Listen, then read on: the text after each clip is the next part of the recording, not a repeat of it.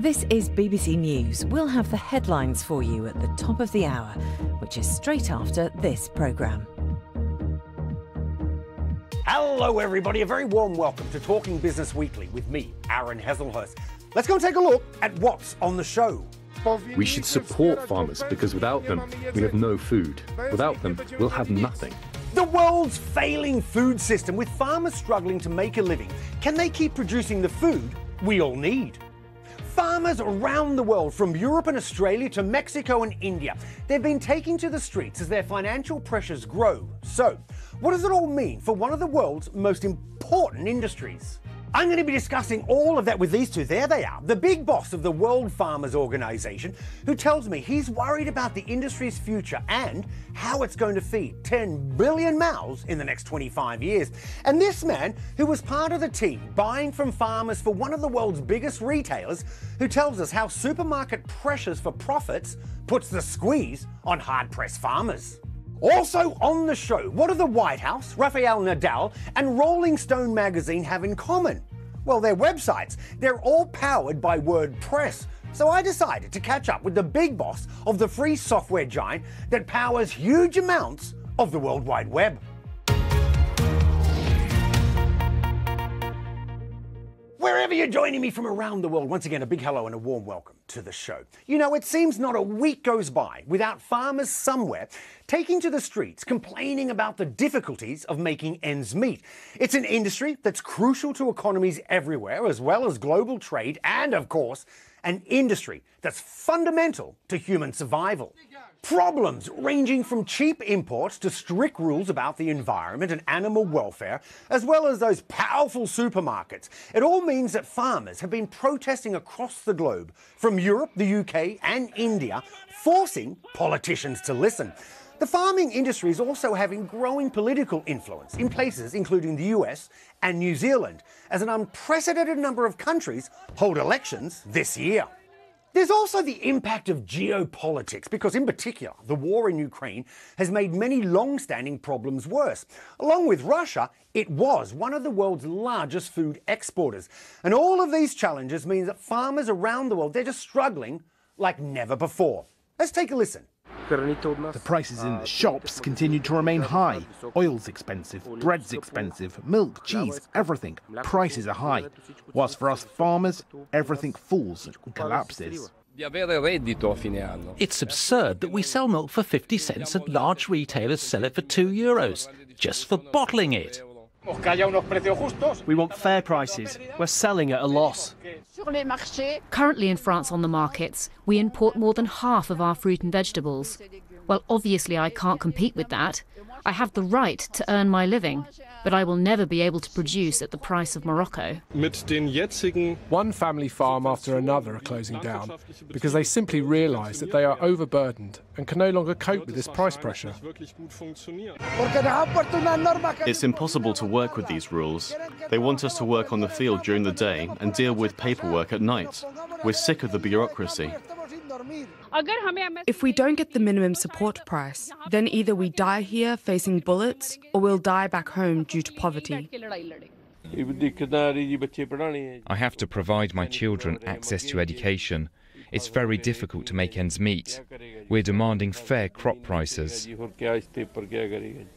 So, a lot of things go into deciding the price we pay for food, which often passes through traders and wholesalers before it gets to our plates. To get an indication of what farmers earn, here's the United Nations Index of Food Prices, which uses export values, and it shows how prices peaked during the Ukraine war, but have fallen sharply since. Worldwide, those incomes are supported by $540 billion a year of subsidies from governments who are trying to secure food supplies for their populations. Despite that, the UN says between 691 and 783 million people faced hunger in 2022, in large part because food was just too expensive. But at the same time, more than 1 billion people are obese. You take that together, and that points towards a global food system that's broken. With the world's population growing, but the amount of land to farm remaining unchanged, farmers, they should in theory be able to push up prices as demand soars. But they often have more to think about than just growing food. So I decided to catch up with one man who knows all about that. He's the big boss of the World Farmers Organization. Dr. Andrea Porro, a real pleasure having you on the show. And Andre, let me start with this, because one thing that seems to tie together the farmers protesting in Europe and India is a worry that they just can't make a living from farming. So many people would be wondering, why is that so difficult to do? Well, thank you for this question. Whether we are primarily food consumer or food producer, taxpayer or policymaker, we all have a stake in an agriculture that should be more economically, environmentally and socially sustainable for the stability of the planet. But when it comes to implementing change, a lot is currently expected of one group in the system, which is the farmers. In reality, farmers are already hard-pressed to make a living in a world where market prices are volatile, weather patterns are changing faster than the ability to adapt, and pests and diseases may wipe out the work of a season. There is no room to go green while in the red. Long-term sustainable practice need to be profitable from a farming business perspective before a farmer can commit to them. And Andre, back in 2021, a United Nations report, it found that the world was providing farmers with just over $500 billion in subsidies. I mean, that's taxpayer support. And I'm kind of wondering, if farmers need that level of support, does that tell you that the global food system is broken? Well, that's you are touching the very heart of the question. If we look at the number in subsidies, the amount seems staggering and mind-blowing. I think that the first consideration is that if farmer business need to be subsidized, is because their income is not viable as per today. But if we break down a bit more the subsidize, it becomes more and more evident that to family farmers, and so means the majority of farmers, these subsidies are not reaching them. They might end up in large agribusiness group, which by their own size or by their capacity to influence lawmakers are capturing these subsidies, preventing to reach the one that might benefit the most. But Andre, as the big boss of the World Farmers Organization, I've got to ask you, do you think that the food system is broken? Well, the global food system is not broken, it's just unbalanced in the role of distribution of power among the value chain. We think that investment in the form of subsidies should always be coupled also on a broader vision of infrastructure development or increase the transparency and predictability of agricultural markets. Ensure that farmers benefit fairly from the opening of market. And Andre, research out of the Netherlands, it shows how it's 65,000 farmers, for them to reach nearly 17 million consumers, how they have to go through just five companies who buy all the food for supermarkets. So it does beg the question, do supermarkets just have too much power to push down the prices farmers get for their products? That is rather true. I mean, what you are describing is the reality that not only Netherlands farmers, farmers in Holland, farmers along the different value chain across the world are today faced with a concentration of few actors in the value chain that have the capability to dictate the price. Changing that seems an insurmountable challenge. In reality, we strongly think that strengthening the representation role of farmer organization can help farmers to rebalance their role and negotiation capacity along the value chain. And Andre, this year, more people are voting in elections than ever before in a single year. And farmers and their problems, they're having this growing influence everywhere from the US to New Zealand to India. Why do you think that's so?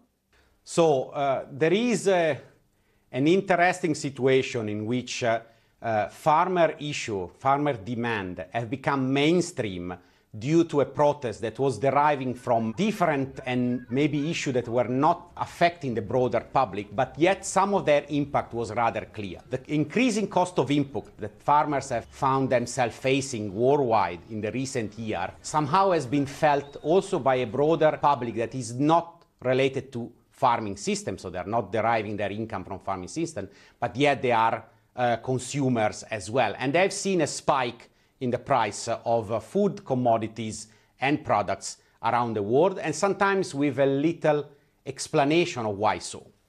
Hence I have the feeling that all this buzzing around the world on this situation have increased the attention both of media and the general public, and hence then politics and politicians, around what is happening to farming system. I mean, it's no minor thing that more and more we are hearing about terms like food sovereignty, that was in and out conversation of food security since long time, but post-Ukraine situation, post the spike up increase of inputs such fertilizer and oil and gas, more and more these issues are becoming of a concern for everyone. One trend, Andre, that we've seen across the United States and Europe seems to be following is the growth of these huge farms. Numbers from the EU actually show that smaller farms are less profitable, suggesting that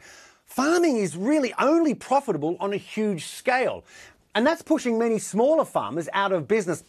Does that matter, Andre? And if so, why? Yes, there is a concern of not merely the concentration of land in larger farmer. There is a challenge of farmer exiting a business. And that will be an hemorrhagic event that in every other sector will be a matter of concern. In farming system, seems that is dismissed only because less viable, profitable business are going out of production, and then the land is then concentrating in larger group. But again, I would stress that this diversification of farmer size and farming typology is our insurance policy. Our concern is that our insurance policy of this diverse system is shrinking. So the smaller the portfolio, the less diverse the portfolio, the more risk we are taking. How are we? Are farmer risk adverse? Probably a bit, but in that stability there is also the stability of food system. But I will still prefer to have more option rather than less option. And Andre, let me end on this, because by 2050, it's expected we're going to have nearly 10 billion mouths to feed on the planet. Do you worry, Andre, that we just won't be able to feed them all? I am a little worried, not in terms of the possibility to feed the 10 billion people, but if we are not tackling the heart of the question, which is farming a profitable activity? Is a sustainable activity in terms of economically, environmentally, and social activity? Are we also facing the main issue of food loss and wastage? That is also a key point in which farmers have something to say, being at the center of some solution and innovation, but also consumer and lawmakers and all the actors that I named during your other question that are holding a lot of power and influence along the value chain, that are the ones that all together can help to tackle the issue of an increasing population and how we are going to answer their demand in terms of food. Well, on that point, Dr. Andrea Porro, the Secretary General of the World Farmers Organization, thanks very much for your time. Really appreciate it. And we'll talk to you soon. Thank you very much. It's been a pleasure and an honor to be here with you today. Till the next time. Well, for millions of us in Europe, the US, and the rest of the developed world, we buy a lot of our food from supermarkets, and their role in buying huge quantities of fruit and vegetable, meat and other produce from farmers means they are often in a very powerful position when it comes to the finances of food. So I've been catching up with one former senior buyer for the UK supermarket giant Asda, which at the time was owned by the world's largest retailer, Walmart. Ged Futter, really appreciate your time. And Ged, let me start with this. Just explain how important supermarkets are in many countries, perhaps in Europe in particular, in getting food, right? Everything from beef to bread and cheese from those farms to the rest of us. Well, it's one of these things, because supermarkets, they get a bad press, and they have done for a long time. But I mean, I wrote a report for the Oxford Farmers Conference last year, and I spoke with about 40 different people from the sector. And what I kept hearing is just how important supermarkets are. They are the best way to get food out to the mass market. So, and that's where we are. So every country now has moved into a model where customers buy their food from supermarkets. And the genie's out of the bottle. So we're not going to go back to any different method. So that way of getting your food is the best way for customers to buy it easily. And that's what they're looking for. And Ged, what we've seen over the last few years, in particular since Russia's invasion of Ukraine, is food prices in shops around the world. They've been rising. But despite that, farmers are complaining in many places that they're just not getting enough for what they produce. And it leads people to wonder, how can that be? With the war in Ukraine, what we've seen real inflation turbocharged. Now, don't forget, before the war happened, inflation, particularly in the UK, was on its rise anyway. So the rise of food inflation was already happening.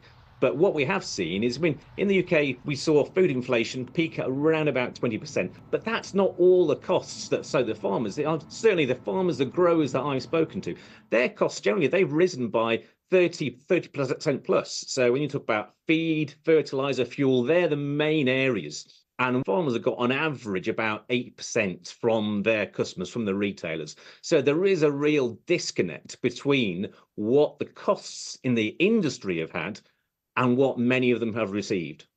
And what needs to change if there is to be a fall in food prices to help consumers? Well, part of it is keeping the food prices down, but also there's the reality of the cost. Food is expensive to produce. In every part of the world, the costs of producing food have gone up. Are we going to see food prices go back to where they were? We're never going to see that again. The retailers in every country, that the margins that they make, the percentage margin is actually relatively low. So you look, generally 4 to 5% is a high amount. Further down the food supply chain, 1 to 2% is actually the reality for many farmers and growers. And some of them, they're making losses. So we're not going to see food prices come down because the costs in the sector, they're just not coming down. But surely, Ged, that's just not sustainable for farmers, right? It's not sustainable. And what we're seeing is seeing farmers leaving the sector. So we've seen, certainly in Europe, we've seen all the different farmers coming out on the streets. So what we're seeing actually is the impact globally in different sectors. Our farmers are having to make very difficult choices. So we've seen farmers in Australia that actually are choosing now not to work with Australian supermarkets. What they're looking, what we'll do is we'll export. So they're looking at other different markets. And now one of the things that you have to think about, and certainly as a buyer, what I always knew was you have to have alternatives. In the drive for lower prices for consumers, we often hear farmers complaining that they just have little choice but to sell their produce to big supermarkets for a loss. Surely that just, I don't know, pushes farmers out of business, doesn't it? I think that's a very simplistic way to look at it, because what you do have in some of the sectors actually is the retailers in every part of the world, they are very well trained. They're particularly well trained on things like sourcing and negotiation. Now, if you're not trained to the same level that they are, sometimes is it surprised that actually that they do better in negotiation? And actually what you need to see actually is each different farmer, grower says, well, what are my options? Who else can I work with? So I was up at the NFU Scotland's annual conference. One of the things I spoke to farmers up in Scotland about is they've got a huge opportunity. And I think they've got an opportunity for actually to export. So reduce the reliance on the supermarkets and look for other alternatives. So, and that's what you will see, because actually globally, there is always going to be that need for food. And Ged, let me end on this, because I'm just kind of wondering, is it fair to say that negotiating with buyers is perhaps a weak spot for farmers? Again, I'm kind of wondering, is there perhaps a collective body that they can turn to in order to negotiate better prices? Well, that is what you see more of in some of the European countries. So you do see more collective bargaining taking place in Europe. And you've also got farmers. Sometimes farmers will undercut each other by a penny. So if you've got oversupply and a farmer or grower undercutting, then that means that actually that the buyers, they've got it easy. And that's the reality. So there does need to be sometimes thinking about the more collective, particularly in the UK, how are we going to work better together to work and get the prices that we need to be sustainable? Well, on that point, Ged Futter, a real pleasure having you on the show. Thanks for your time, and we'll talk to you again soon. Thanks again. Okay, here's a question for you. What do the White House, the tennis superstar Rafael Nadal, and Rolling Stone magazine have in common? Well, the answer. They all have websites that are powered by a piece of software called WordPress. Now, although many of us, you may have never heard of it, it does play a crucial role in making the internet work. The software, it's free to use, and I tell you what, it is used. It's used by more than 800 million websites. So, I decided to catch up with its big boss. Nick Gernert, a real pleasure having you on the show. And Nick, I've got to ask you this to start with, because there are surveys out there that show your software is used by more than 40% of the world's websites. Is it only so popular because it's free? Oh, gosh. I mean, free is a good price, right? So like, starting from there, that's, that's one way to look at it. But no, I mean, I think like there's some things about this that have made it ubiquitous on the web, essentially. It's simple. It's something that anyone could show to just about anyone in their family. And it would make something like the web, which was typically reserved for, you had to be more technical, you had to understand the nuances of how websites were built. And then, and really opened that up to the masses. That was the whole idea the whole time, was like, how do you take something that's reserved for a select few and actually open that up to a much broader audience? And Nick, I've got to ask you, just for the uninitiated, for the non-techie people like myself, what does your software actually do? How does it work? We want you to not even really have to think about how the software works. It gives you an ability to take your thoughts, images, videos, anything that you can use to convey messages, communicate, connect, and just allows you to do that through the web, something that we all somewhat take for granted now. And so the less you think about that, the better from our perspective. Well, Nick, as you've said, your software is free. So I've got to ask you, how do you make the money to keep it all going? So yes, the core software is free. What we do in order to make money and to support that is help folks do it really excellently with organizations. We as a business, we take that, we deploy that in infrastructure that allows that to run at massive global scale. So whether you're in Australia, South America, whether you're in, Asia, the Americas, anywhere, our software will reach you quickly, fast, securely, all of those things that you tend to take for granted, but you expect with a website, so that if it's your Oscar night or if it's some big moment, that these things are available and they do exactly what you need and want you to do. That's what we're doing on our side with our, customers and stuff to help make money. And then that gets reinvested back into the core software itself so that anyone else can have this for free. We really want to make sure that this thing, that the web, is available for generations and that we continue to reinvest back into that. And Nick, as we know, attention spans, they aren't really that long these days. Apparently, you've only got 8 seconds before people move on. So here's the question. How can you make websites keep customers, for longer? And the thing that we're actually seeing in this is that folks will engage for much longer if you really create an experience that's generating something of interest and of value for them in doing that. From my perspective, where we've seen this, we've saw over the last 15 years, massive use of various social networks for connecting with audiences. And now we're in this era of saying, actually, we're not so sure about just trusting social networks with our direct relationship with our audiences and our customers, et cetera. Bring them back to the website that we own, and organizations that are really investing in that are investing in the content they put in front of their customers. They're seeing something, we're calling it engaged time. That's something that we really encourage folks to look at, not just page views or things that are very short-lived, but engaged time growing over time to the point of not 8 seconds. We're seeing folks engaged for 2, 3, 5 minutes across multiple parts of a website as folks really invest, though, in building an experience that's for that. Well, Nick, one of the important things about WordPress is that, as we've said, it's this open source software, which basically means anyone can come along and edit it. How do you make sure, Nick, that people don't abuse that and that the sites, they can stay secure from hackers and the likes? We have a massive community contributing to WordPress, the software project. So it has more eyes on it than just about any other software project that does what our software does out there. So it's It is secure because there is a thriving community that is investing in its security. And we have built things into the platform that help do things like auto updating, consistently working on how do we just keep the platform secure. That's a core tenet. And we know there's attackers. We know there's going to be things like this. But we focus deeply on like, how do we help carry folks along through that? That's a lot where we're going to be focused. Well, Nick, let me end on this. What are your top tips for a great website? Oh gosh, I feel like I have to be really profound here now, Aaron. Top tips for, I think the top tips for a website are empathize with the audience that's coming there. Show up in a way that matters to the audience.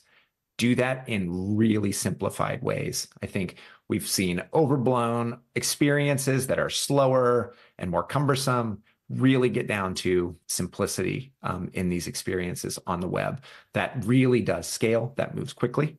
And then I think the technology behind that website needs to be one that you're going to be able to trust for decades. To do things excellently on the web, you need software and a platform that's going to let you move quickly and let you connect authentically with your customers. And that's really where I think our platform is going to shine there. And that, I think it's just a critical need in this space. So those are my top tips for a website. Well, on those top tips, Nick Gernert, the big boss of WordPress VIP. Really appreciate time, Nick. Thanks for joining us, and we'll talk to you soon. All right, Aaron. Thank you so much. This has been a pleasure. Well, that's it for this week's show. I hope you enjoyed it. Don't forget, you can keep up with the latest on the global economy on the BBC News website or the smartphone app. Of course, you can also follow me on X. X me, I'll X you back. You can get me at BBC Aaron. Thanks for watching. I'll see you soon. Bye-bye.